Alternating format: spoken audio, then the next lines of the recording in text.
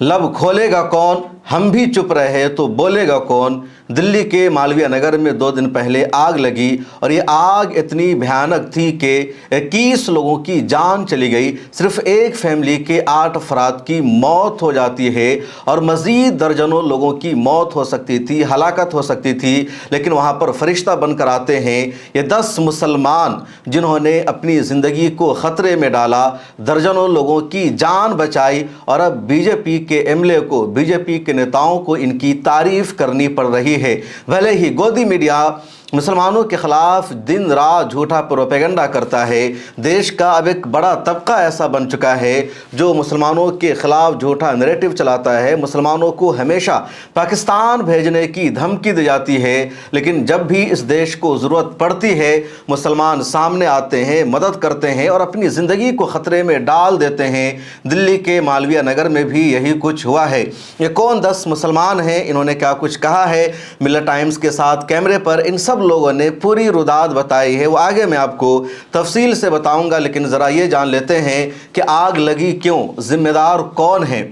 और 3 दिन हो चुके हैं, अभी तक सरकार का कोई वाज़ेह फैसला नहीं आया है। सरकार ने वाज़ेह तौर पर यह नहीं बताया कि इस आग के लिए ज़िम्मेदार कौन है, कैसे आग बार बार दिल्ली में लग रही है, कैसे इस पर काबू पाया जा सकता है। अच्छी बात यह है कि इस होटल का मालिक कोई मुसलमान नहीं है, वहाँ जो लोग काम कर रहे थे उसमें मुसलमान कोई नहीं था, वरना इसको भी आग जिहाद का नाम दे दिया जाता। इस आग का लिंक भी जोड़ दिया जाता अलकायदा से, तालिबान से, किसी और तंजीम से, ISI से, और कहा जाता है कि मुसलमानों ने जानबूझकर आग लगाई इस होटल में हिंदुओं को मारने के लिए। लेकिन न तो होटल का मालिक मुसलमान, न उसका मैनेजर मुसलमान, न ऑपरेटर मुसलमान, इसलिए इसको आग जिहाद का नाम इन अंधभक्तों ने नहीं दिया है। ये जो जगह है जहाँ पर आग लगी ये बहुत अहम लोकेशन है। दिल्ली में मैक्स हॉस्पिटल है और मैक्स अस्पताल के सामने एक होटल था जिसका नाम है फ्लोरिस्ट होटल, और होटल का बाज़ाब्ता लाइसेंस भी इसको नहीं मिला हुआ था। एक रिहायशी इमारत थी, रहने के लिए बिल्डिंग बनाई गई थी, उसको होटल में तब्दील कर लिया गया। इस बिल्डिंग में सिर्फ 8 कमरों की गुंजाइश थी, लेकिन 25 कमरा बना लिया गया, गेस्ट रूम का इसको नाम दिया गया। एंट्री और एग्ज़िट के लिए सिर्फ एक ही रास्ता, एक ही जीना था। जितनी खिड़कियां हो सकती थी, बालकनी हो सकती थी, सबको बंद करके पैक कर दिया गया और लाखों रुपया होटल का मालिक कमा रहा था। फॉरेनर भी यहाँ रहते थे, लोकल भी रहते थे। ख़ासतौर पर अस्पताल में इलाज के लिए जो लोग आते थे, उनकी फैमिली के जो लोग होते थे वो अमूमन ऐसी जगहों पर ठहरते थे क्योंकि अस्पताल बिल्कुल सामने था।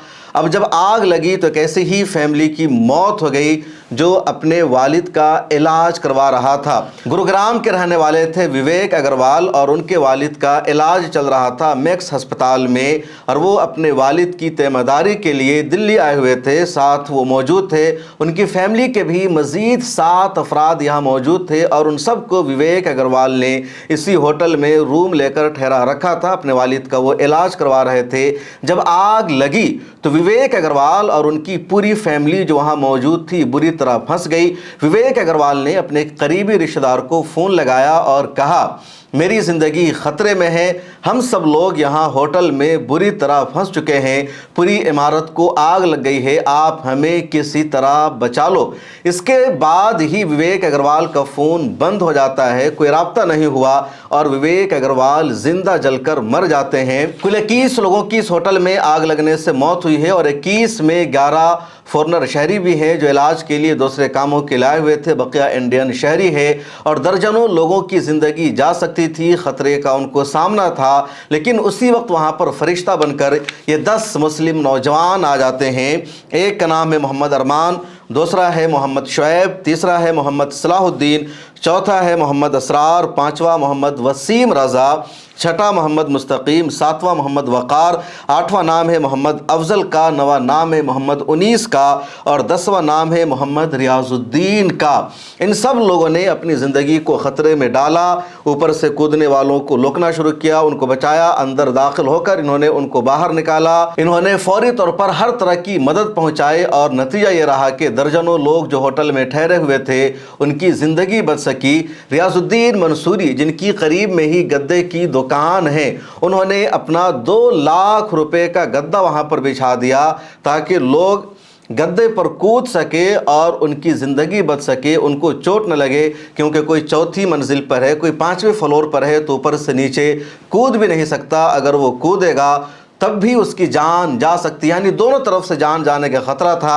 या तो आग में जलकर वो अपनी ज़िंदगी को ख़तरे में डाल दे, फिर उसकी मौत हो जाए, या फिर 5वें फ्लोर से 6ठे फ्लोर से नीचे कूद जाए और कूदने की वजह से उसको चोट लगेगी, हड्डियां टूट जाएगी और उसकी मौत हो जाएगी। ऐसी मुश्किल घड़ी में रियाज ने अपनी दुकान के गद्दों को बिछा दिया पूरे में और कहा आप इस पर कूदो, और तकरीबन 2 लाख रुपए का गद्दा उन्होंने बिछा दिया।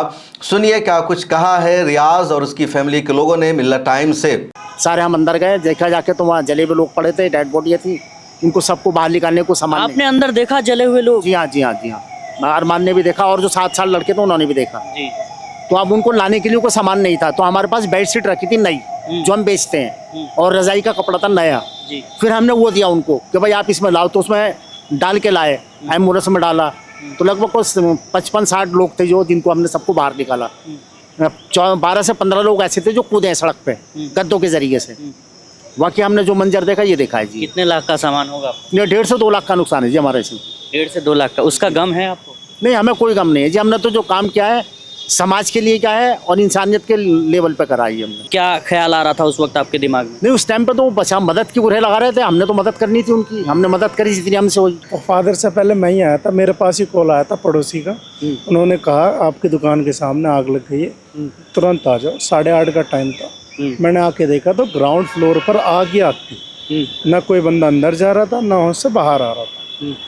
बंदे ऊपर चढ़ गए, फर्स्ट फ्लोर पर चिल्ला रहे हैं, हेल्प हेल्प चिल्ला रहे हैं। विंडो में से बाहर निकल गए, तो ऊपर से जब बाहर निकले तो मैंने अपनी शॉप के गद्दे निकाल कर अपने, हमारे साथ के कम से कम 8-10 साथी थे, उन्हें दिए। उन्होंने बिछाए वहाँ पर, और ऊपर से बंदे कूद रहे। उन्हीं गद्दों पर कम से कम 10 से 12 लोग कूदे। वहाँ से हटाकर फिर बाजू में रख दिए। इधर साइड वाली लाइन से फिर बंदे चिल्लाने लगे, तो उनके लिए फिर गद्दों पे कूदवाया गया। फिर सीढ़ी लगाकर, आस पड़ोसी से सीढ़ी लाकर बांधकर ऊपर चढ़े। क्या काम करते हैं आप? मेरी रजाई गद्दे की शॉप है। अच्छा, वालिद साहब के साथ? वालिद के साथ ही हैं। आपको तो काफी नुकसान हो गया, इसका कोई मलाल है? मलाल एक ही चीज़ का है, जो जाने बचानी थी वो बचनी थी, बस। फिर भी आपने अपने तौर पर तो मलाल इस चीज़ का नहीं कि मेरी दुकान लूट गई। नहीं, आज नहीं, 6 महीने बाद मैं भर लूँगा, 6 नहीं साल बाद, लेकिन मैं रिकवर हो जाऊँगा। जो मरे हैं, इनकी जाने गई हैं, उनकी फैमिली कितनी जल्दी रिकवर होगी मुझे नहीं पता। मेरे क्या साल 6 महीने में मैं रिकवर हो जाऊँगा। आपकी आंखों में नमी दिख रही है, वो दर्द दिख रहा है। कल से जब से इंसिडेंट हुआ है, ना खाया, ना भूख लगी है, ना नींद आ रही है, ये चीज़ है। रियाज कोई बड़े बिजनेसमैन नहीं है, कोई मालदार शहरी नहीं है, इनकी छोटी सी दुकान है, लेकिन उन्होंने मुश्किल घड़ी में मदद की, कुर्बानी पेश की और अपनी पूरी दुकान का गद्दा उन्होंने बिछा दिया। अब इस मुश्किल घड़ी में रियाज को मदद पहुंचाना, उनको ताउन देना भी ज़रूरी है। उम्मा सेवा ट्रस्ट ने मोहम्मद रियाज को मदद करने का वादा किया है। दूसरे जो मुस्लिम नौजवान हैं, इनमें कोई डॉक्टर है, कोई चार्टर्ड अकाउंटेंट है, कोई वकील है, इन सब लोगों ने फौरी तौर पर मदद पहुंचाई। और इसी वजह से सतीश उपाध्याय जो वहां का लोकल बीजेपी एमएलए है, उन्होंने इन तमाम नौजवानों के साथ एक वीडियो बनाई, उसको शेयर किया, इन मुस्लिम नौजवानों की तारीफ की। आप सुनिए। जैसे आपने लोगों की जान बचाने के लिए कम से कम 10 लोगों को सीपीआर, ये देखिए सीपीआर कितनी बड़ी चीज है, हम सब लोगों को समझना चाहिए। सीपीआर की ट्रेनिंग सबको लेनी चाहिए। इन लोगों के प्रयास से, ये बच्चे हैं, सभी लॉयर हैं, काम करने वाले हैं, सिक्योरिटी में हैं, इनके सीपीआर के कारण से अभी एक फॉरेन नेशनल जो जिनके वाइटल अब ठीक हैं, आपने 10 लोगों को सीपीआर दिया। मुझे आप जैसे लोगों पर गर्व है और आप ऐसे ही लोगों की सेवा करें, ये बहुत महत्वपूर्ण है और यही मानवता है, यही सबसे बड़ा धर्म भी है। मानवता का धर्म, सबसे बड़ा ह्यूमैनिटी का यही है कि हम at the time of crisis हमें रिस्पॉन्ड कैसे करना है, ये महत्वपूर्ण है। तो आपने उसी तरीके से रिस्पॉन्ड किया। पैर में चप्पल नहीं है, जूतों का हाल क्या हुआ, इनके अंदर कांच लग गए पैर में। और मैं उन 10 पुलिस वालों का भी बहुत इनके साथ मिलकर के, जिन्होंने अपनी जान की परवाह किए बिना अंदर घुस करके शीशा तोड़ा और तोड़ करके निकाला।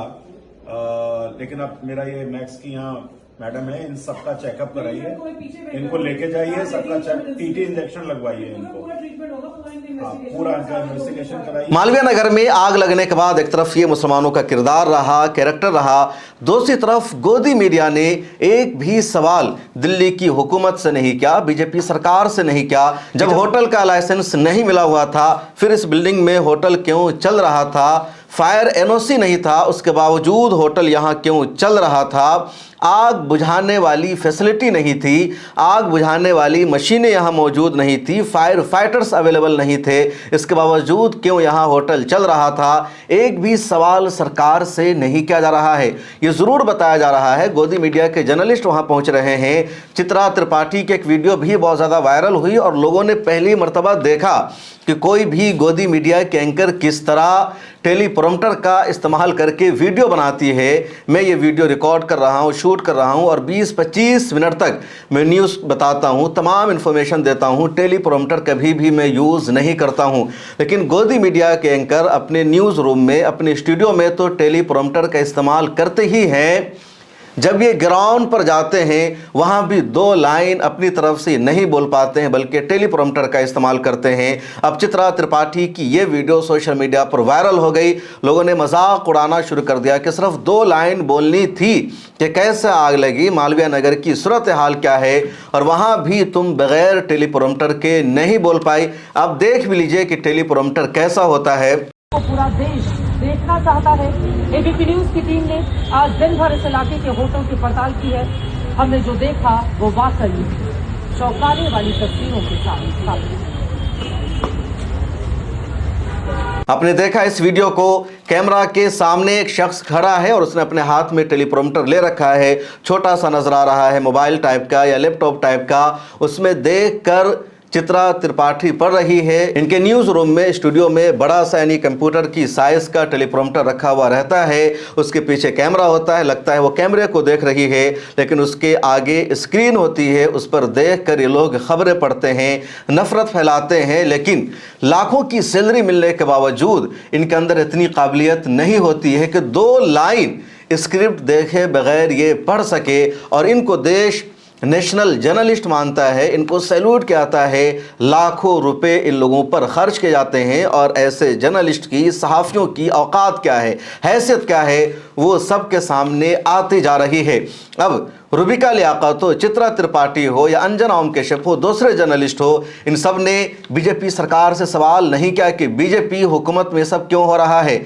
दिल्ली में, सेंटर में भी और स्टेट में बीजेपी की सरकार है, एमसीडी में भी बीजेपी है, इसके बावजूद किस तरह यहाँ गैर कानूनी तौर पर इतने प्राइम लोकेशन में लोग होटल चला रहे हैं, उनके पास लाइसेंस नहीं है, रजिस्ट्रेशन नहीं है, और सरकार सवाल से इसलिए नहीं पूछा जा रहा है क्योंकि अगर इन्होंने सवाल पूछ दिया तो उनकी जॉब चली जाएगी। दूसरी वजह यह है कि होटल का ऑपरेटर लोकेश बजाज है, कोई मुसलमान नहीं, इसलिए भी इन्होंने ज़्यादा बड़ा इसको मुद्दा नहीं बनाया। होटल का मालिक, ऑपरेटर, मैनेजर अगर कोई मुसलमान होता, यहाँ भी हिंदू वर्सेस मुस्लिम का खेल खेला जाता, लेकिन ऐसा मौका गोदी मीडिया को नहीं मिल सका।